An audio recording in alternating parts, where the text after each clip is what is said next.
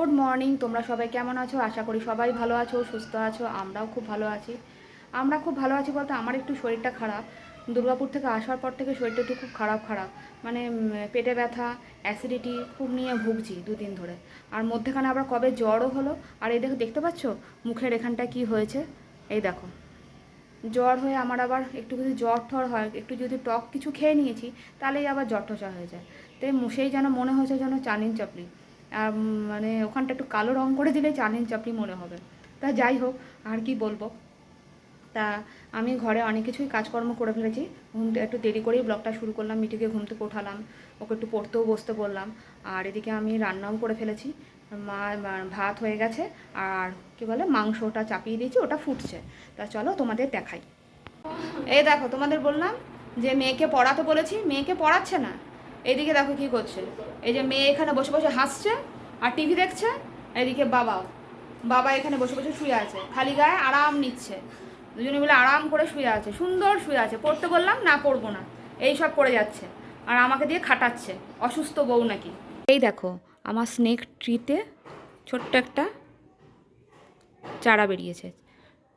চারা তো না, এটা হলো ওর রুট থেকেই বেরোয়। আর এই দেখতে পাচ্ছ এই লাফিং বুদ্ধটা হলো গিয়ে মানে আমার হাজব্যান্ডের একটা ফ্রেন্ড দিয়েছিল। তো অনেক বছর হয়ে গেল, নাই করে তো 15 বছর, মিনিমাম তো 15 বছর হয়ে গেল, তারও বেশি হবে। তো আমি আমার শ্বশুরবাড়ি থেকে না এই লাফিং বুদ্ধটাকে নিয়ে চলে এসেছি। ওকে একটু কালার করব, যখন কালার করব না তখন তোমাদের সাথে শেয়ার করব। যে দেখতে পাচ্ছ আমার চিকেনটা হয়ে এসছে, একবার টকবক করে ফুটছে। আর বেশ কিছুক্ষণ ফোটাবো, ফুটিয়ে নামিয়ে নেবো, একটু নরমই করব। তা যাই হোক, আর এইদিকে দেখো আমার ভাতটাও কমপ্লিট হয়ে গেছে। এই দেখো টকবক করে ফুটছে, কিছুক্ষণ ফোটাবো, ফোটানোর পরে একদম নামিয়ে নেবো। আর এটা হলো চিংড়ি মাছটাকে কী করবো বলো তো, পেঁয়াজ দিয়ে একটু ভেজে নেবো, আর বেশি কিছু করবো না রান্না। তা তোমাদেরকে একটা জিনিস শেয়ার করি। এই দেখো, এটা হলো এক বাটি, মানে বড় বাটিতে জল নিয়ে নিয়েছি।